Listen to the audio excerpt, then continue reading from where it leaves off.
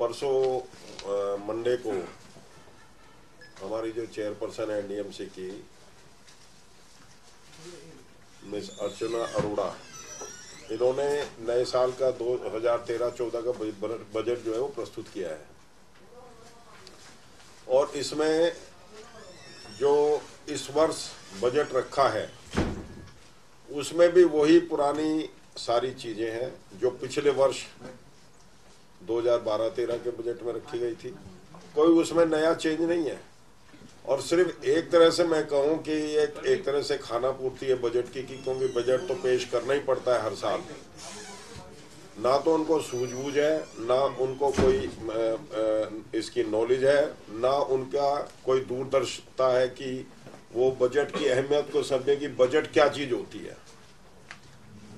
और आपने अगर उनकी प्रेस कॉन्फ्रेंस को उस समय जब उन्होंने उसका संबोधित किया और सुना होगा तो उससे अंदाजा भी लग गया होगा कि चेयरपर्सन को इसके बारे में कतई नॉलेज नहीं है और उनको ये भी नहीं मालूम कि काम क्या होते हैं, क्या करने चाहिए और एनडीएमसी का दायित्व क्या है। और एनडीएमसी का जो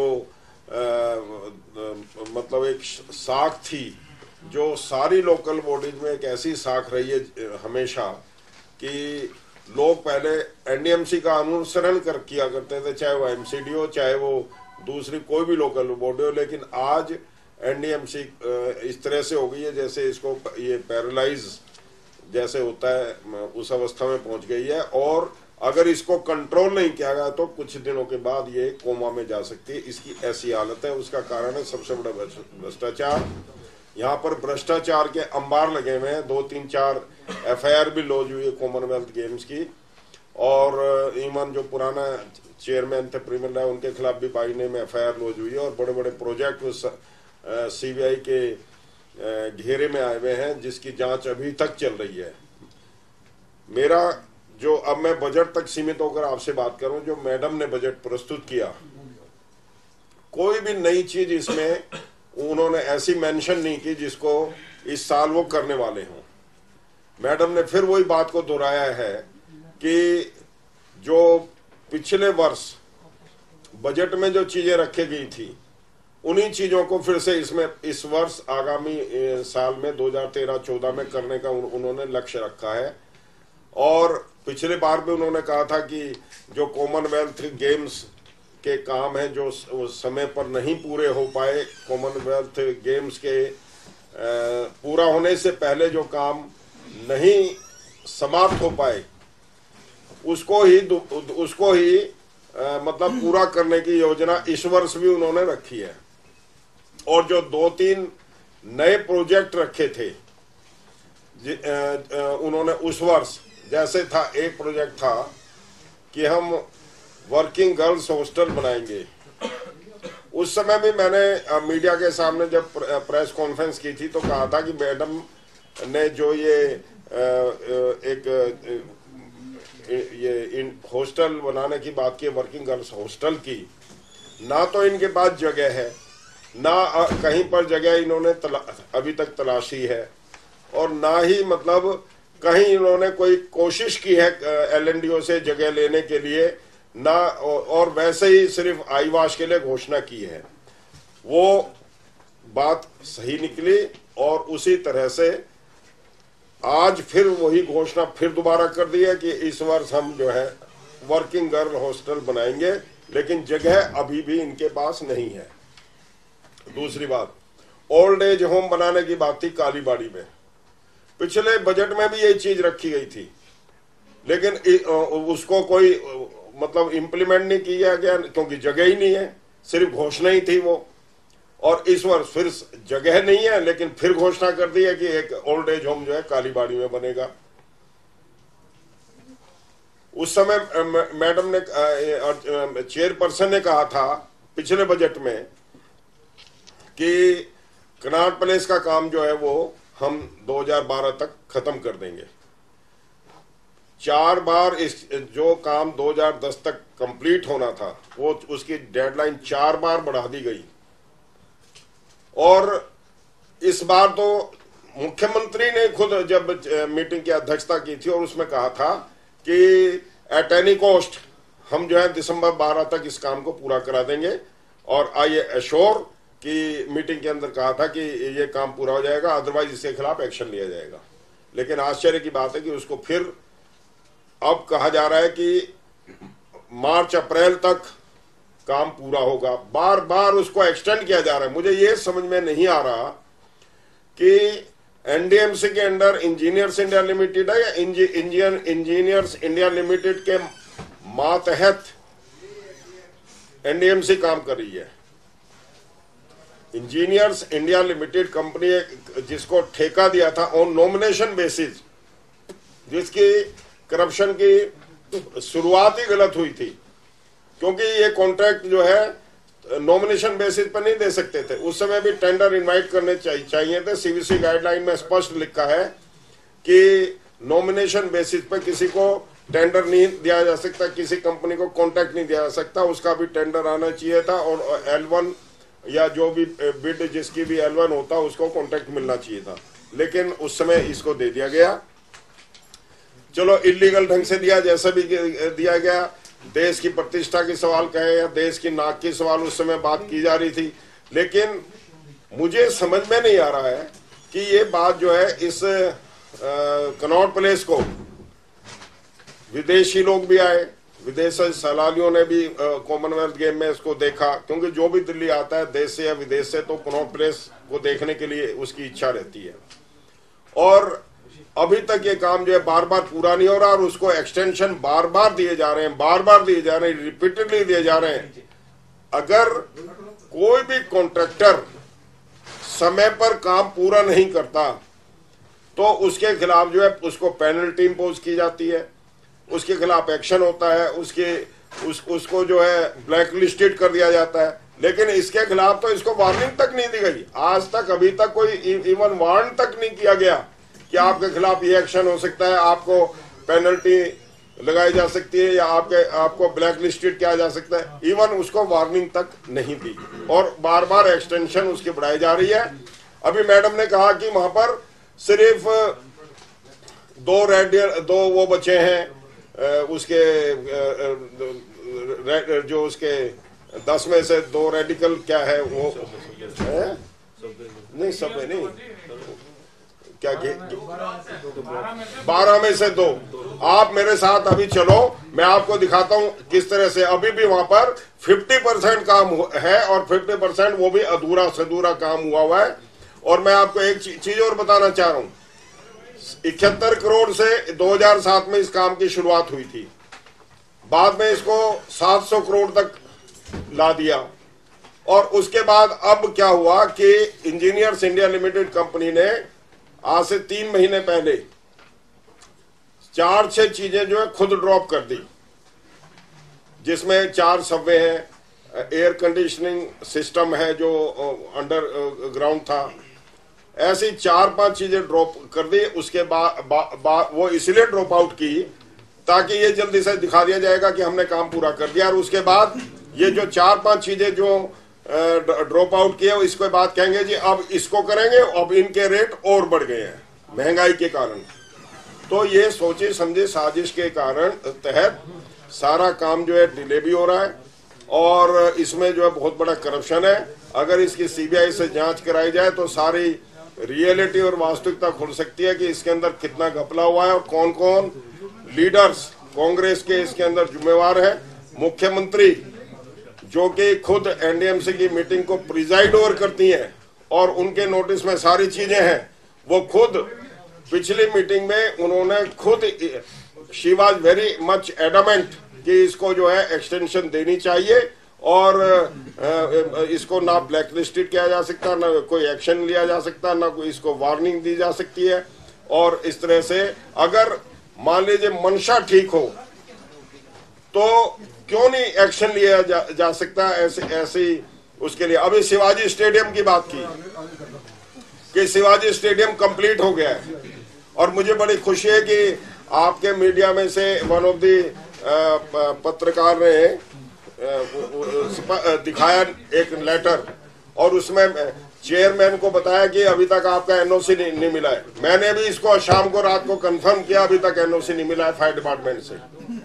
और सबसे बड़ी बात यह है कि अगर एनओसी मिल गया होता और सारी चीजें कंप्लीट होती तो पार्किंग का काम भी शुरू कर दिया जाता। अब ये कहते हैं जी पार्किंग सिर्फ ऑफिशियल्स के लिए नहीं है, वो पार्किंग जनता के लिए है जो इन्होंने अंडरग्राउंड पार्किंग बनाई है। और अभी तक तो ये कितनी बार ही इनॉग्रेशन भी करा लिया होता है, इसके इनॉग्रेशन क्यों नहीं कराया अगर मान लीजिए काम कंप्लीट है अभी तक। और एनओसी का अभी एनओसी नहीं मिला है फायर डिपार्टमेंट से इनको, इसलिए वो शिवाजी स्टेडियम का काम भी अभी तक इनकम्प्लीट पड़ा है। और ये भी चेयरपर्सन ने जो है मतलब झूठ बोला, गलत कहा कि शिवाजी स्टेडियम का काम कंप्लीट हो गया है। 2 मल्टी लेवल पार्किंग बाबा खड़क सिंह मार्ग और सरोजनी नगर, आज भी आप वहां पर जाकर देख सकते हैं कि वो दोनों मल्टी लेवल पार्किंग जो इन्होंने पिछले बजट में कही थी कि जो इसके अंदर खामियां हैं उसको हम दूर करेंगे और ये सुचारू रूप से चलेगी, आज में मल्टी लेवल पार्किंग दोनों सुचारू रूप से नहीं चल रही है। एक केजी मार्ग पर मल्टी लेवल पार्किंग बननी थी, पिछले बजट में कहा था कि मल्टी लेवल पार्किंग का काम हम शुरू करने वाले हैं, लेकिन वो भी काम ना तो शुरू हुआ और इस बजट में फिर उस काम को जो है दोबारा रख दिया है कि इस काम को हम फिर करेंगे। खान मार्केट में ये ऐसे मल्टी लेवल पार्किंग की बात थी, उसके बारे में फिर बजट में रख दिया है कि उसको हम इस साल करेंगे। मतलब कोई भी काम एक भी काम ऐसा नहीं जिसको एनडीएमसी ने पिछले वर्ष जो बजट में जो प्रेजेंट किया था किसी भी काम को पूरा कर दिया हो। मुझे तो आश्चर्य है कि आपके पास जमीन नहीं है, आपने उसकी कोई खोजबीन भी नहीं की और आप उसको कह रहे हैं कि वर्किंग हॉस्टल बना देंगे, इसको हम ओल्ड एज होम बना देंगे। जगह ही नहीं है तो बना कहां से देंगे। और दूसरी बात यह है कि आज इन्होंने बड़ी बड़ी चीजें बताई बजट के अंदर कि आपको याद होगा कि बजट में ये भी कहा था कि पानी की समस्या का समाधान होगा 24/7, मतलब 24 घंटे और 7 दिन पानी रहेगा एनडीएमसी क्षेत्र में।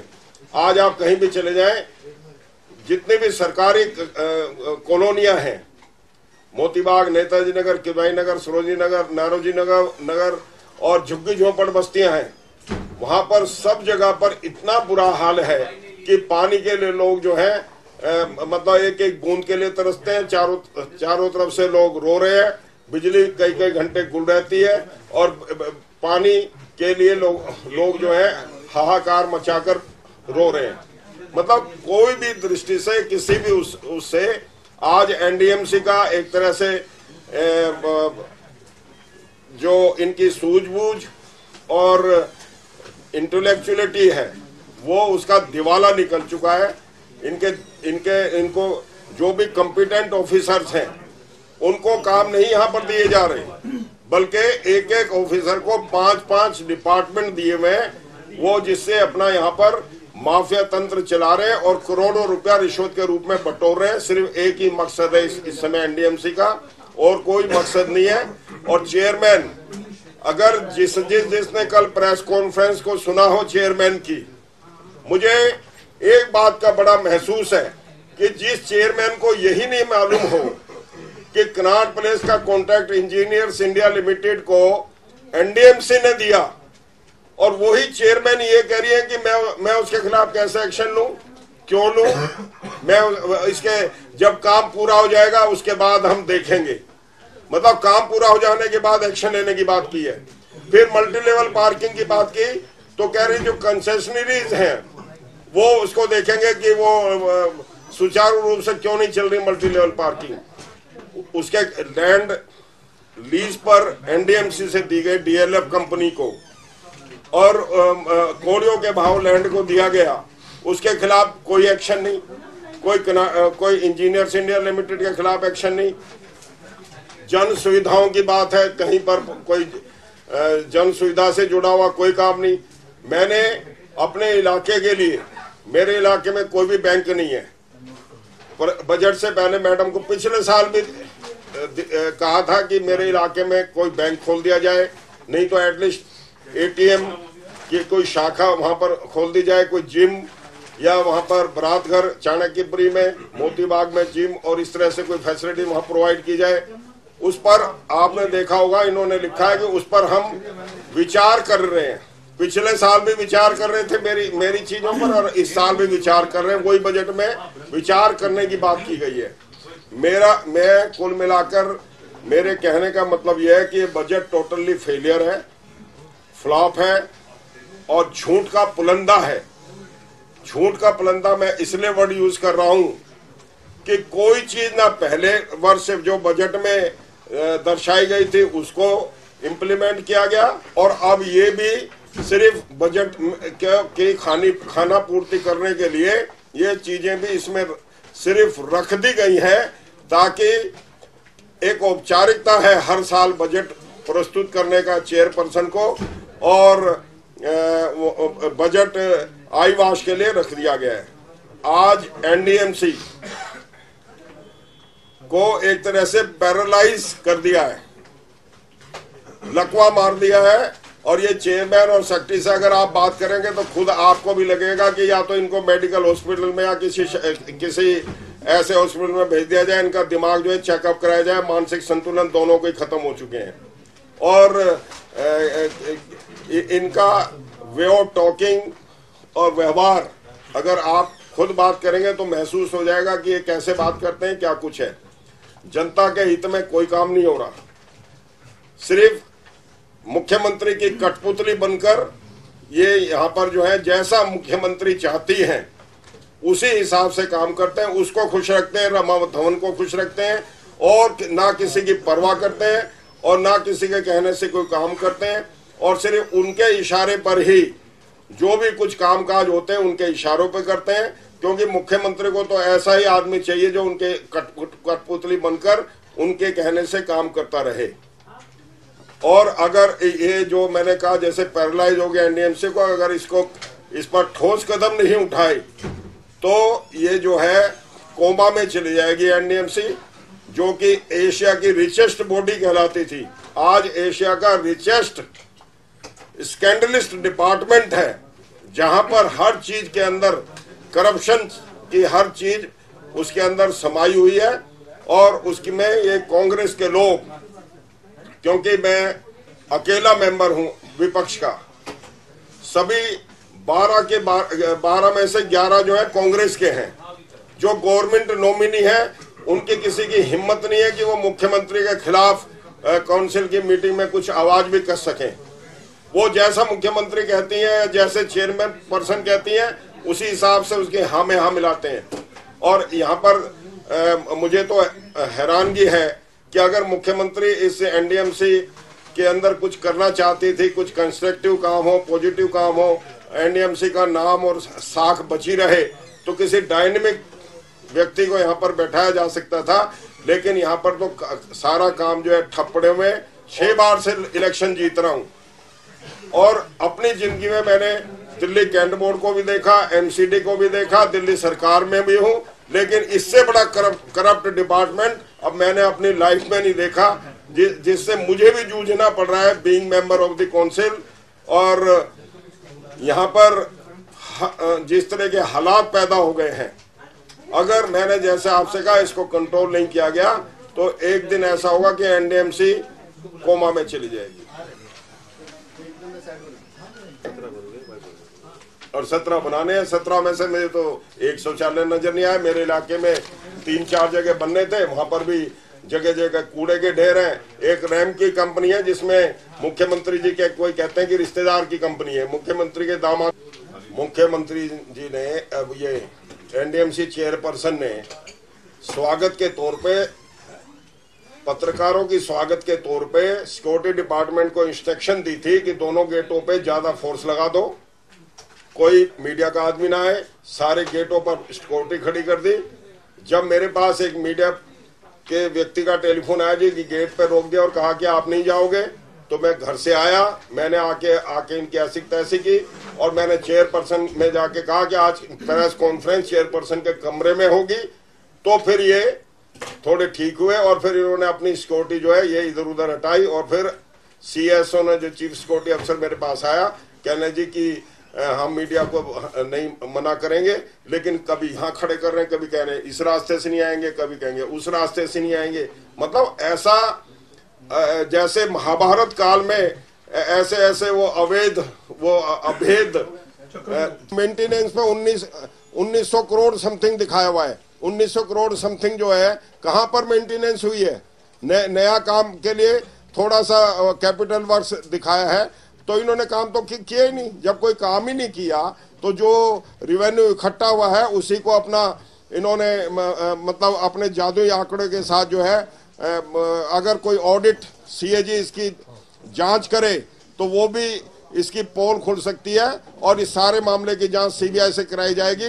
तो बहुत से लोग इसके अंदर जो है इन्वॉल्व मिलेंगे और बहुत से लीडर जिनके संरक्षण में ये मुख्यमंत्री काम कर रही है। और मैं तो ये कहना चाहता हूं कि मुख्यमंत्री के संरक्षण में कठपुतली बनकर ये चेयरमैन यहाँ काम कर रही है। सारा प्रशासन जो है मुख्यमंत्री के कठपुतली बना हुआ है और एक तरह से जो है सारे यहाँ के काम ठप पड़े हैं। अभी आपके सामने पिछली बार कहा था कि एनडीएमसी एरिया में 24/7 पानी की सप्लाई रहेगी। आज पानी से हाहाकार मचा हुआ है, चाहे सरोजनी नगर हो, मोतीबाग हो और चाहे गवर्नमेंट सर्वेंट की कॉलोनी कोई भी हो, झुग्गी झोंपड़ी हो, कोई भी जगह हो, वीआईपी एरिया हो, कहीं पर भी बिजली और पानी के लिए जो एक लोग एग्जाम्पल देते थे कि एनडीएमसी के काम को देखो, आज यहाँ पर जो कई घंटे बिजली बंद रहती है, ट्रांसफार्मर फूक जाते हैं क्योंकि डुप्लीकेट ट्रांसफार्मर्स लगे हुए हैं और इतने स्कैंडल है। 4 एफआईआर इस एनडीएमसी की लॉन्च हो चुकी है। पिछले चेयरमैन का बाई नेम एफआईआर में नाम भी मेंशन है। तो ये तो करप्शन का अड्डा है, यहाँ जन सुविधाएं और दूसरी बात नहीं है।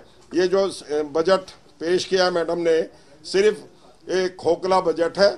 इसके अंदर जो है आई वाश करना और खाना पूर्ति करने के अलावा कुछ नहीं है और झूठ का पुलंदा है। मैं फिर बोल रहा हूँ क्योंकि इस वर्ष भी कोई काम नहीं होने की उम्मीद है।